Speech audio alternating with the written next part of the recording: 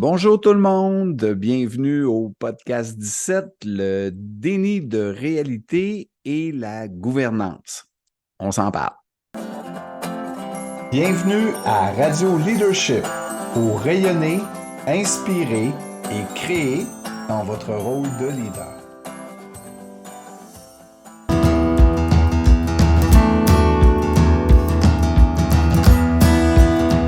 Alors, aujourd'hui, on a un sujet qui est vraiment pas facile à traiter. Je dois vous avouer là, que ça me rend un petit peu nerveux là, de voir là, dans quelle mesure je vais être capable de bien le rendre euh, accessible et compréhensible parce que c'est un sujet qui est très délicat et ce qui est un peu comique, là, pendant on travaillait le sujet avec des collaborateurs, à tout bout de champ, on se rendait compte que la façon puis les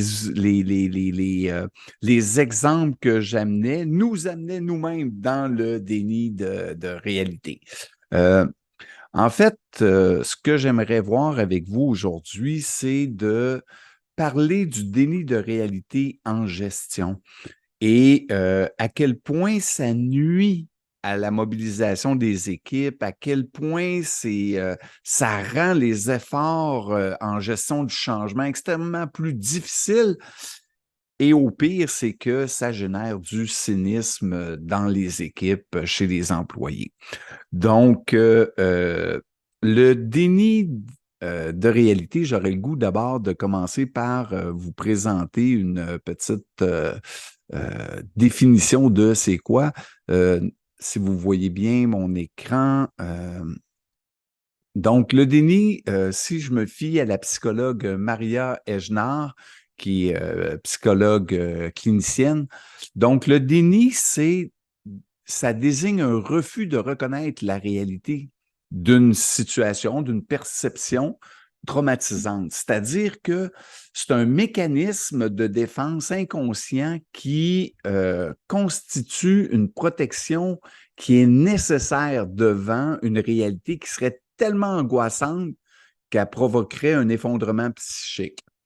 Et donc, ça permet à l'individu de préserver le sentiment de sécurité et permet aussi de se protéger devant l'angoisse.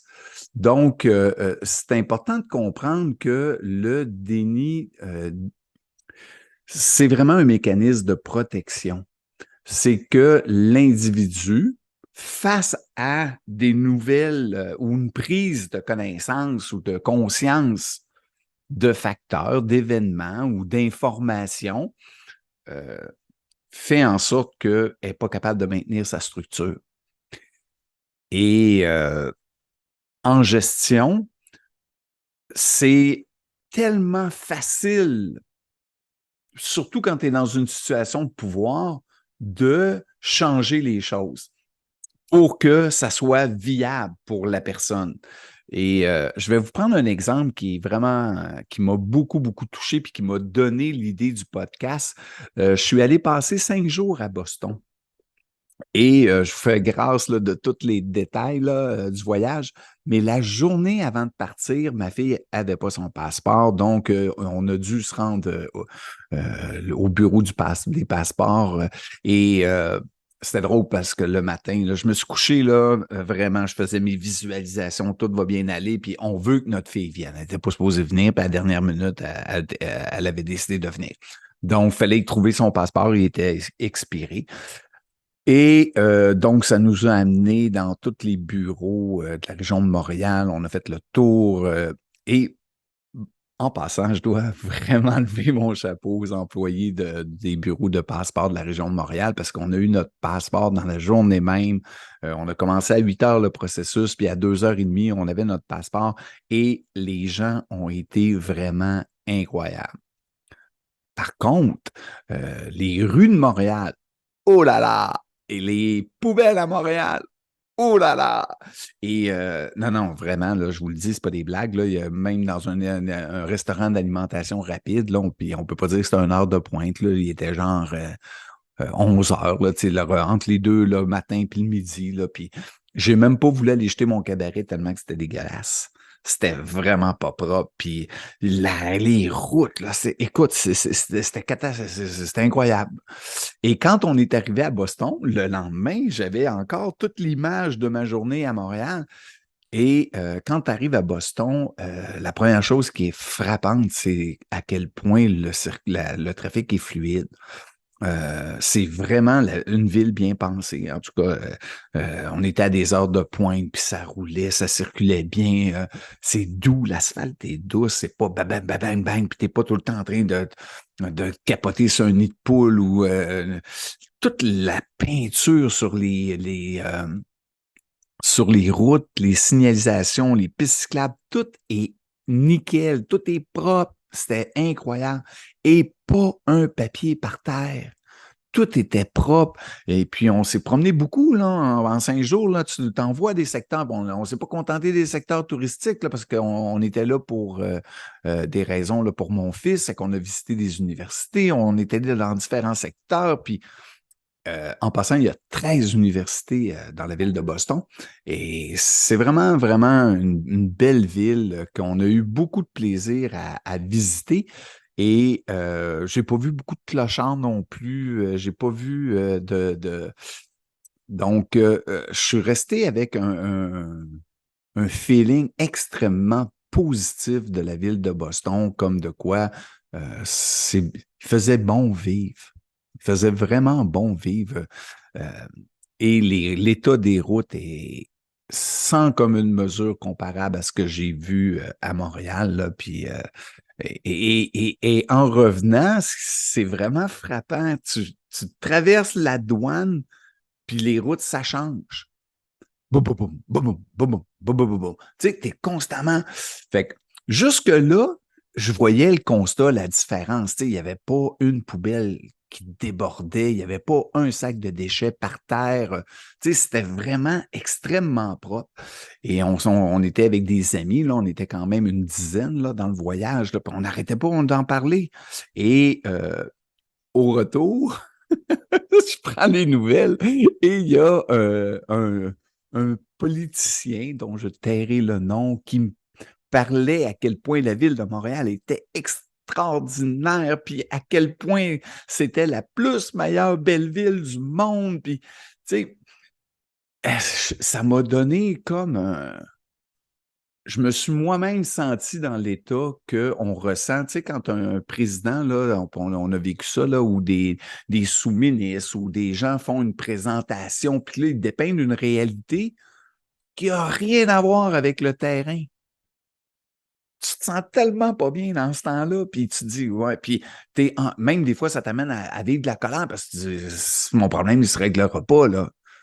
Puis là, la personne, elle disait à quel point, le politicien, à quel point, là, c'était, la ville de Montréal est un leader mondial. Puis j'étais donc, mon Dieu, mais c'est comme, tu sais, j'avais des benchmarking dans ma tête, là, du genre qui te fait mal à l'âme, là, où tu te dis, mon Dieu, c'est quoi qui s'est passé? Donc, je veux pas m'acharner sur l'exemple, mais c'est tellement ça pareil. Tu sais, j'ai pas personne alentour de moi qui me dit que les routes au Québec sont extraordinaires, là. La personne va immédiatement en changer en me disant, ben au moins, en tout cas, ici, on a le réseau de la santé, puis on a l'école gratuite, puis ils vont, non, je te parle des rues, je te parle pas du reste, là. Tu sais? Donc, le déni de réalité, dans le fond, c'est jouer à l'autruche. C'est de se mettre la tête dans le sable. Hein? Puis, ce qui est capoté, c'est que quand tu es en gouvernance, quand tu es responsable de la gouvernance, quand tu es un gestionnaire de assez haut niveau stratégique, ben, tu es toujours capable de trouver un angle de vue qui va faire en sorte que ben, tu te sens bien. Ça va toujours te donner un angle de vue que c'est pas menaçant pour toi. Tu es toujours capable de, exemple, de te donner des objectifs, hein, où sont tellement mal écrits ou alambiqués que finalement, tu les as toujours atteints. Moi, c'est drôle, hein? Les 30 dernières années, c'est comme si on avait toujours eu les meilleurs politiciens au monde, puis que le gouvernement avait réussi tous ses objectifs, puis que c'est toujours les meilleurs. Donc, vous voyez, on peut jouer avec on peut jouer sur le plan conceptuel. Hein? On peut aussi trouver une méthode de calculer des indicateurs de performance qui fait en sorte que ça va dépendre de la réalité qu'on souhaite. Je peux jouer avec des paramètres. Hein? Je peux jouer avec la méthode de calcul. On peut aussi toujours avoir une stratégie de communication qui va faire en sorte qu'on va tellement inonder qu'on va être capable de jouer dans la tête du monde. Hein? On peut faire ça en communication. Autant à l'interne qu'à l'externe, là, vous comprenez? On peut aussi trouver des comparables. Hein? Je dis à la blague, l'autre fois, il y a quelqu'un qui me comparait des indicateurs au niveau de l'éducation. J'ai dit, tu sais, on peut aussi se comparer au Bangladesh. On peut. Puis, puis j'ai rien contre le Bangladesh, là, mais tu sais, je veux dire, on peut toujours trouver un pays où les indicateurs sont tellement mauvais que finalement, ben, ça va nous donner l'impression que nous, ben, hey, finalement, on n'est pas si pire que ça. Là. Tu sais, c'est ça quand on est en gouvernance. On gère des notions qui sont des angles de vue qui sont tellement flous-mous qui vont, encore une fois, réussir à faire en sorte qu'on va donner une belle image. Mais à un moment donné, là, la réalité terrain va nous rattraper. Tu sais, au niveau conceptuel, là, on peut philosopher, on peut psychanalyser, on peut jouer avec l'information, mais au niveau terrain, à un moment donné, il y a une réalité. Nos routes sont complètement scrap. J'ai vu des routes à Montréal où il n'y avait même plus d'asphalte. C'était tellement rongé, patché, que finalement, c'était pas circulable. Donc, ce que je veux vous dire par là, c'est que je peux jouer avec les angles de vue, je peux philosopher, comme je vous disais, mais la réalité, elle me rattrape. Puis les gens, eux autres, là, dans leur travail au day-to-day, là, c'est à la réalité qu'ils sont confrontés. Et pour moi, quand on fait dans la gestion, puis dans la haute gestion, on fait du déni de réalité, on n'aide pas personne. Pourquoi? Parce que le point de départ au changement, c'est toujours de prendre l'état des lieux. Hein? Et pour prendre l'état des lieux, il faut que j'arrive avec un haut niveau de conscience qui fait en sorte que je vais être capable de voir qu'est-ce qui se passe réellement. C'est quoi qui est vraiment en jeu? Hein? Puis c'est quoi les difficultés, c'est quoi les problèmes, puis de où on part? Si ça, je ne l'accepte pas en partant, ben des fois, je ne verrai même pas qu'il y a besoin de changement. Puis on peut faire 30, 40 ans dans des systèmes qui n'ont pas d'allure, puis qui nous amènent droit dans le mur. Mais continuer à se dire qu'on est les meilleurs, les plus meilleurs au monde.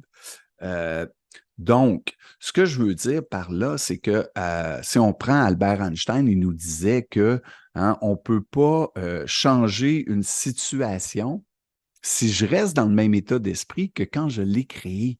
Et c'est pour ça que je dis qu'il faut d'abord élever son niveau de conscience, il faut d'abord accepter la réalité qui est là, aussi difficile qu'elle peut, puis aussi faire mal qu'elle peut. Après ça, là, une fois qu'on le fait, là, on va pouvoir avancer. Oui, le changement, là, c'est plate à dire, puis ça se fait avec des fractures à l'ego. C'est en prenant conscience de ce qui va pas bien, puis de ce qui fait mal, puis de ce qui doit être arrangé, qu'on finit par avancer. Donc, dans le contexte de gestion de changement, le point de départ, c'est vraiment de se poser comme question, est-ce que je suis en train de faire preuve de déni de réalité dans ma gouvernance, dans ma gestion? Et si oui, ben comment je peux en sortir? Puis pour en sortir, ben je vous propose d'écouter le prochain podcast. Bye tout le monde!